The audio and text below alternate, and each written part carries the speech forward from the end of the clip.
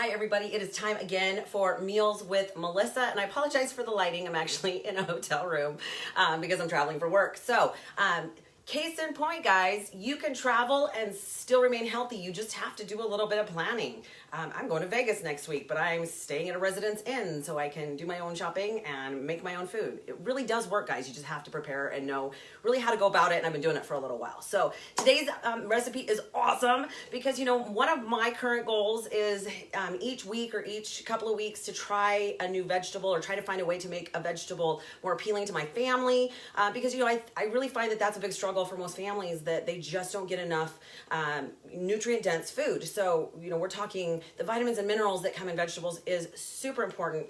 It's really important for things like, you know, making sure that your body maintains all its processes, and to make sure that your microbiome stays healthy and is able to create and keep your immune system going really strong. So again, it's important, but most people don't like vegetables because they find that their taste buds, of course, now kind of go towards eating highly processed junk food, and there's a purpose for that. You know, those companies that make highly processed food have a whole bunch of scientists behind it going, how can we make this food more addicting, more palatable, so that people keep coming back and eating more? So you become addicted to that and your taste buds change. So what we're doing today is we are making broccoli tots. Woo! So those of you that like tater tots, but oh my gosh, they have too many carbs. This is actually a great option, and it tastes really good. So super simple, because you know I don't do complicated. So I've already got a batch cooking just so you can see what they look like. But I tested these out this week because of course I test everything first. Sometimes I do have epic fails. That's just part of the process.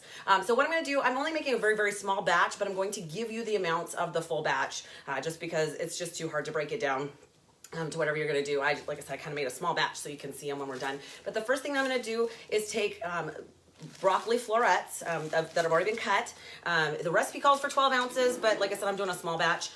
What you want to do is you want to, first of all, preheat your oven, right? We always got to do that. Preheat your oven to 400 degrees. Hey, Donald.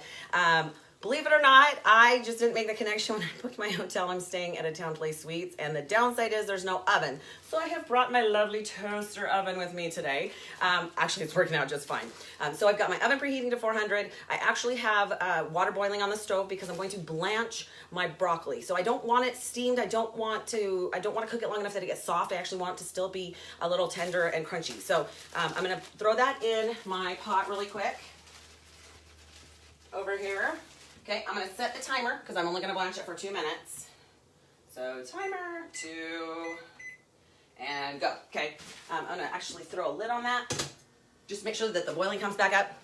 Okay, so now we're going to throw together some other things so that it's ready to go. Now, of course, I do fairly low carb, so I do actually have a little more in the way of healthy fats in my diet. So this is going to include some cheese. So if you are low fat, which I don't believe in low fat, huge disservice that our government made to us in suggesting that low fat was a healthy option. Fat does not cause fat, guys. So what I'm going to do is while I'm waiting for that broccoli to be ready, as soon as it's done, I'm actually going to cool it off a little bit and chop it up into very small pieces. And I'm going to add a little bit of, it says 1/4 cup of scallions. Again, I'm just kind of measuring it out for what I'm doing today. And I've got lots of stuff in the way here. And I know you can't see what I'm doing, but I will hold it up in just a sec so you can see where things are going. Okay, so I've cut up some scallions.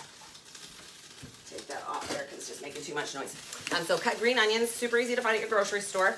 And to that, I'm going to add, now it calls for 2 large cloves of garlic. We just get the minced garlic from Costco. It's super easy. It's like 1/2 teaspoon per clove.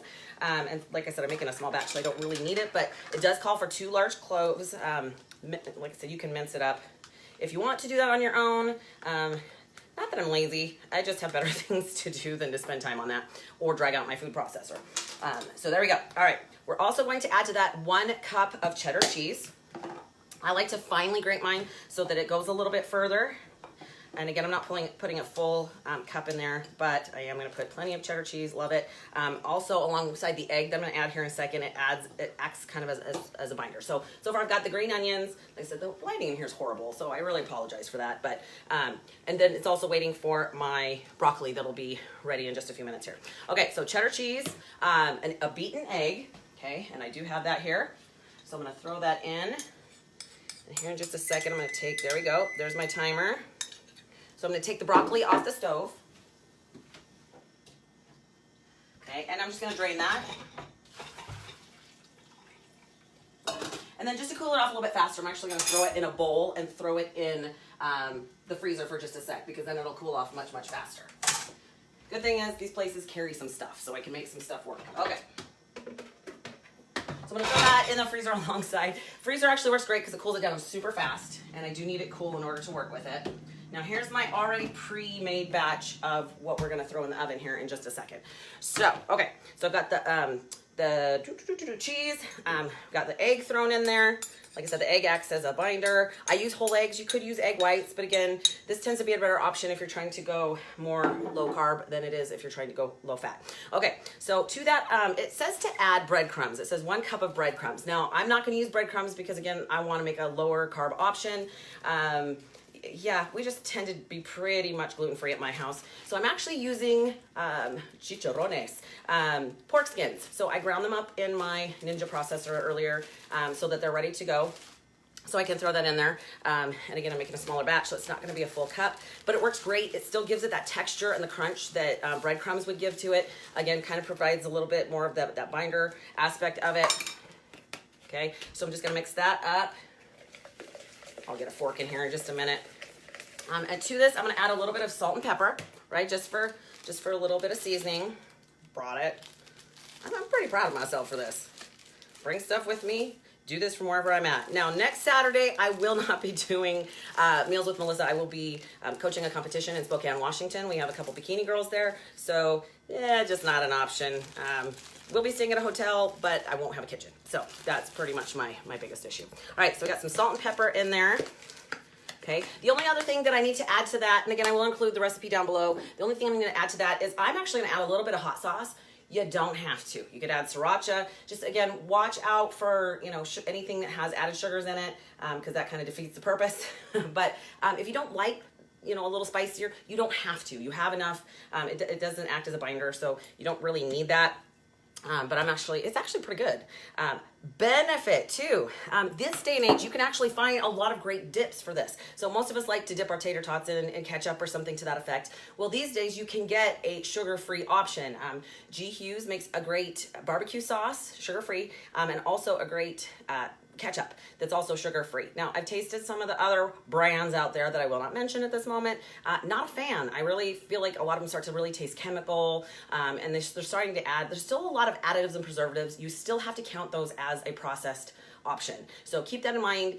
It's easy to go overboard if you're not careful, but you know, there are some great options. Or use the hot sauce. Use the hot sauce as your dip as well.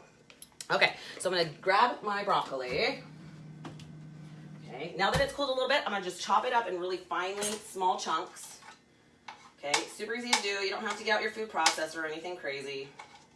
I'm just gonna cut it up in little small pieces and throw it in with the rest of the mixture that I've already made in my bowl.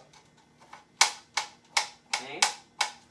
Okay, so that's gonna go in, and I'm actually gonna switch to my other. Okay, mix that up. Okay, you're gonna wanna put it into either the fridge or the freezer. Donald, yeah, I totally post this when I'm done. So you don't have to watch the whole thing. You can come back later, and I will post the recipe as well and where I found it. Okay, so I'm gonna throw that in the freezer for about 15 to 20 minutes. It really does help to make, when you're trying to actually smush it together and make little tot sizes there, in order to, otherwise it's just too soft. So you're gonna take the frozen product, or not quite frozen, but the chilled product, okay, and you can actually form it into a little tater tot, broccoli tot, whatever, form, and then put it on your pan. And of course, I like a pan with some parchment paper, works great. They not way less cleanup, but like I said, today I had to use my toaster oven just because I don't have an oven here, and it's working great. So it's actually just on foil. But here's how it's going to look. Let me take that puppy out. It's gonna be a little bit hot. Now these are only about half baked. Ooh, hot. And they have spread out just a little bit, but you're gonna cook it 8 to 9 minutes on one side, flip them over, and then cook it another, let's see if I can show it there. Ooh, there you go. Another 8 to 9 minutes so that they're nice and a little bit crispy was what you're looking for. Let them cool for a few minutes and then by all means eat them. I actually made a batch and then kept them in the fridge the other day, warmed them up with my meal, and they were awesome. So again, if you're having a struggle getting your kids to eat more veggies, this might be a great option. There's some great recipes out there. You just have to pay attention and look. So hopefully that helps you to try something new. For those of you that really don't like vegetables, you know, powdered green is a great option as well, but I really recommend that you just start out small. Try 1 or 2 things that might work for you. Because, you know, it really is all about eating healthy, eating foods that help your body run as efficiently as possible. And I want to feel good. I don't know about you. I want to feel good. So that's part of the reason why I do what I do. So have an incredible weekend, you guys. If you have questions or comments, please leave a comment below. You can also message me directly at Facebook Messenger. I do respond. And if you have any great recipe ideas, please let me know, because I'm always looking for something. I actually have 4 or 5, so we're pretty good for the next few weeks. But I always love to hear great options, and if you liked it. So have an incredible weekend, you guys, and until next time, that's Meals with Melissa. Bye now.